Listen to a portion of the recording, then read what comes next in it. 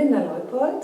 I'm a painter living here in Casa de Delsa in Tuscany, and I have the pleasure or the honor to be here actually because it started all off with Nigel Konstam being here with his art center, Verrocchio. There's something about the place that makes you come back, finally having a little studio up here in the village, and I'm painting and explore my creativity. And thank you to Nigel, of course. I had a wonderful, and I'm still having a wonderful creative experience here in those wonderful walls in his studio, in his working space. So, you've got some questions? I have. How do you decide, or what leads you in choosing which material you want to well, work out the sculpture? It's quite easy to understand. All my early life, living in London, it was virtually impossible to work in stone. I had 5 steps up to the front door, 10 steps down to the studio, and getting stone in and out, and the noise and the powder and all that annoyed people a lot. So I regarded myself really as a modeler and spent all my early life essentially working from life, that I would have a model come in, make many drawings, and sometimes a pose would appeal to me a lot, and that would be it, so to speak. As a student, I'd done some carving. In fact, you had a kind of option to, as a craft, to do carving, and I did it. And I enjoyed doing it, but I never liked the results at all. When I came here, I still regarded myself as a modeler, but a student wanted to have a go at a piece of alabaster. And she was very slow, so I started helping her. And I thought, this is rather nice. And so that's how it started, really. I start with alabaster.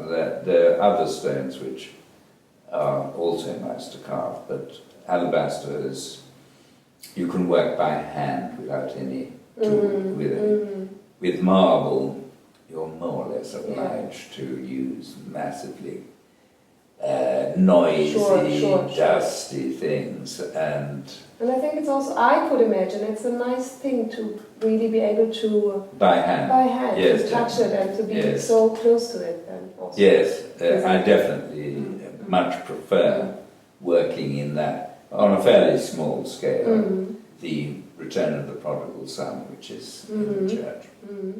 I mean, that is alabaster. It's a soft material, but it still took me well over a year, spread over 2 or 3 years probably, to actually carve it. It just is that big, and although it's soft material, you still spend a lot of time pushing it around and so on.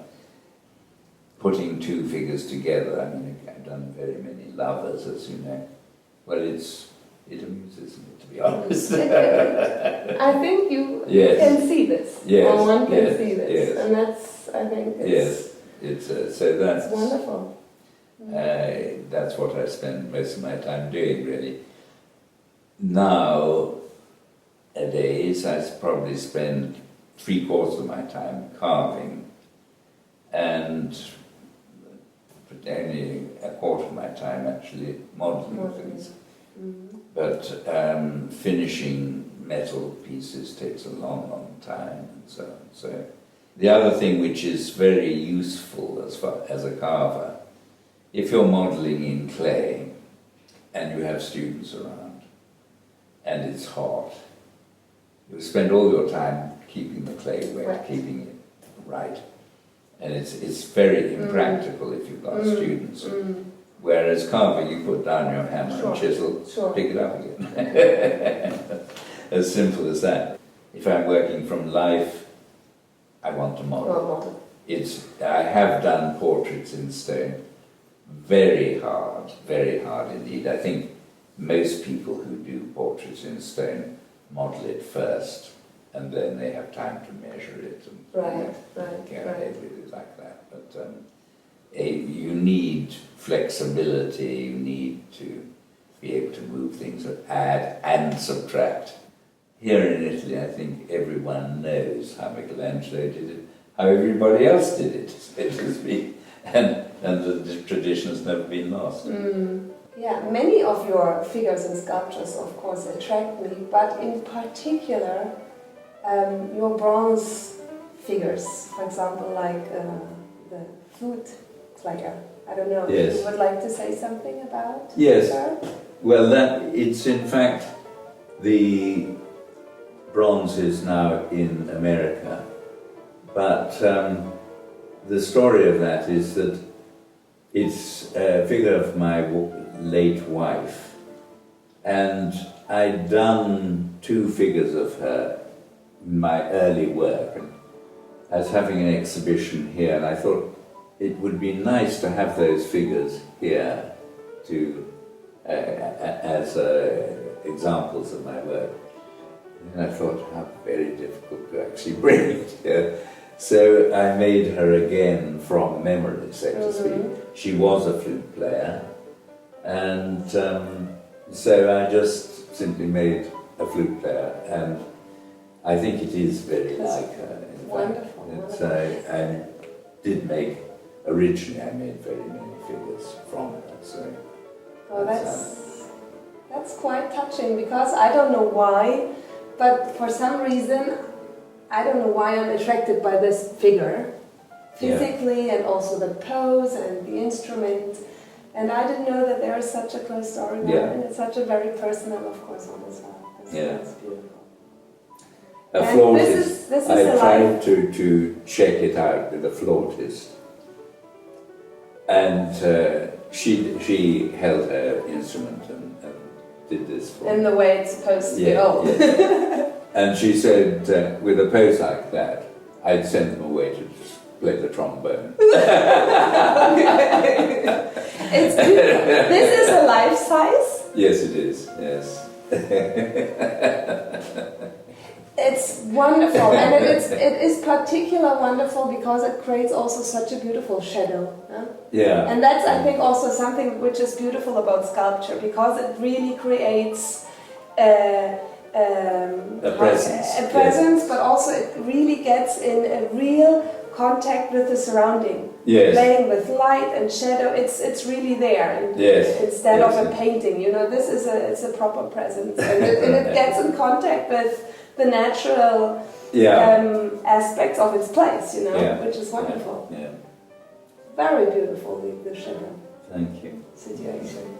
So this, in fact, is a sculpture which was commissioned by the Misericordia for the millennium, and I chose to do it in travertine. I find marble is really always pushes you into a very classical Greek phase, really, and I don't want to be pushed in that direction. With travertine, it's a softer kind of marble, and you can actually saw it with a diamond saw, and you can see really how this is very much my kind of carving. I like doing it, and it's mainly done with a very small diamond saw that I just simply chop it up. In this instance, the Misericordia paid for an assistant, and I made a papier-mâché version so that he could measure and cut away all. I mean, it started 12 tons of stone, if you can imagine. And it would have taken me 3 years to get anywhere near it. Close to. Yes, by which time I would have lost all interest. And in fact, I worked with him for 2 weeks. He worked for 2 weeks before I arrived, and then I worked with him, and I got him to do various things that I thought were necessary. And then the stone was carried here, and I finished it in situ, so that I knew which way the sun was going to hit it and all this kind of thing. Wonderful. And it worked out really well. This, in fact, is the maquette with which I persuaded the Misericordia that this is what they want. Interestingly, they are the ambulance service, and obviously the story of the Good Samaritan. They asked for something quite different. Oh, different. Oh, I didn't know. And in fact, this design I designed as a student. I did it at the Royal College of Art. Quite a big version of it, probably in clay, something like that size. And I made other versions of it in the hope of interesting a hospital or something like that. And it finally had to come up. Exactly. A good 30 years later, it came up. It's a very, very strong body language and pose. I think it is very, very expressive. Thank you. And that is the Good Shepherd, which I did also in travertine, not for any particular commission, but I simply did it, and then the Misericordia liked it. I gave it to them. I was always, since I put my feet in the centro, I always was attracted by him. Yes. I have to say that. Since I see the picture he gave, because his figure is over there in the museum, right? Yes, so right. I think he's just excellent. Thank you. That I call that, it's Don Quixote, of course. Of course. And I call it a homage to Daumier, because Daumier did a whole series of painted illustrations of Don Quixote and Sancho Panza. And I really admire them enormously. And there was an exhibition at the Tate while I was a student, I think. And I've always been kind of looking at his paintings, and I'm very pleased with it. It's superb, yeah. Again, very lively, but also at the same, for me, very essential, you know. Yes. But a wonderful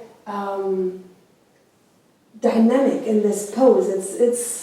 It's very alive. It's there. It's you know. Yes. It's really somehow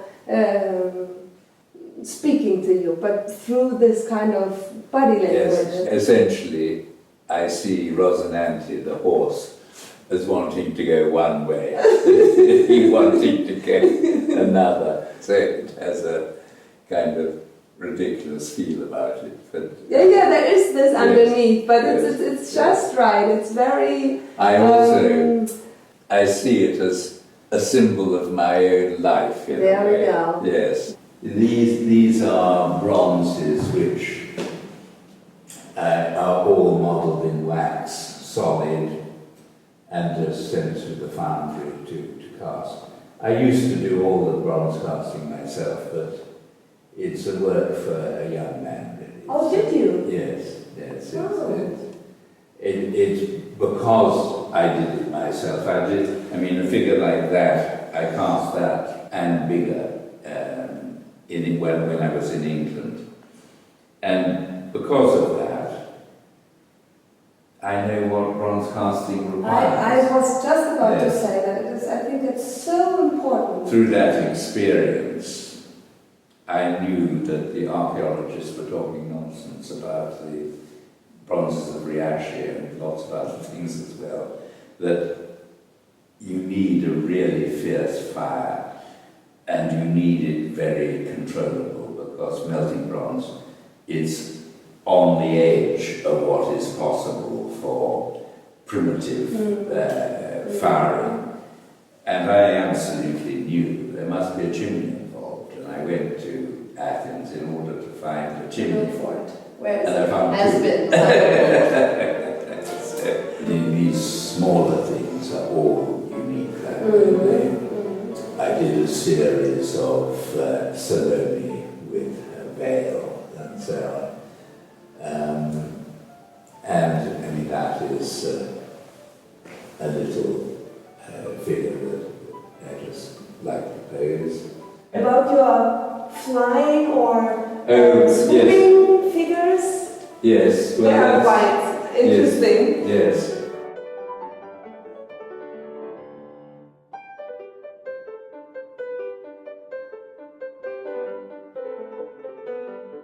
This one, in fact, was a girl sitting on a sofa, you know, one of those chaise longue type things. And I developed it into a figure which I imagined skidding on water, really. That's, I'd like to see it in a pond, possibly moving around very gently, but the water level being, she would be admiring her own reflection.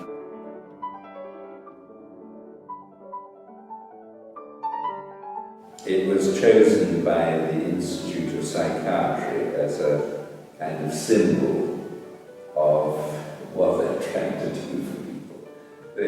I'd asked her to climb to her feet. Exactly. How do we get you up? Exactly. And she's very much down, so to speak. But I, in fact, wrote a whole piece, but my first real piece of writing about art was called A Case for Figurative Art Today. One of the things that I wrote about this was that I wanted to redo Rodin in the austere architectural style of the constructivists, really. And that's remained my ambition, really, always. I think that Rodin has a wonderful sense of structure, which people don't quite understand. And by simplifying the modeling a great deal, I've made it a bit clearer, I suppose that's. This is, I would say, my architectural phase, when it's called the figure with pillar and flying buttress. And obviously that structure there kind of holds up half the weight, and the pillar holds up the other half the weight. Right. And the same again with those beautiful yes, those are ballerinas dancing. Their physics are also, I mean, their body really reminds you, of course, of dancers and how they hold themselves and how they are aware of their body. You kind of feel they have a quite good understanding of their body. Indeed. So this brings us to the Research Centre for the True History of Art. I have made a number of discoveries in my life which actually undermine huge areas of art history, which need to be revised. As far as I'm concerned, a kind of mythology has simply built up that needs to be revised completely.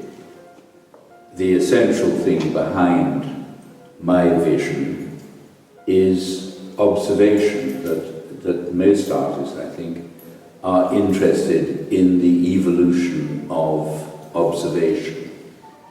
And Rembrandt in particular is the high point of human understanding and interpretation based on what he sees in life and in life recreated in his studio.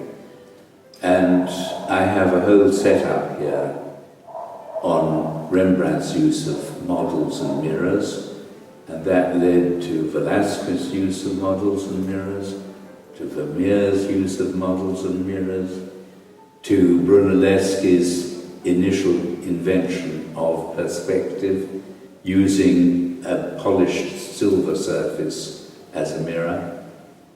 And all these things are denied by art historians. They don't like mechanical aids, as they call them. In Rembrandt's case, the mirror wasn't a mechanical aid, it didn't help him at all. It did help Vermeer tremendously. And so that this is a whole new chapter of what you can see in the museum, the Konstam Museum.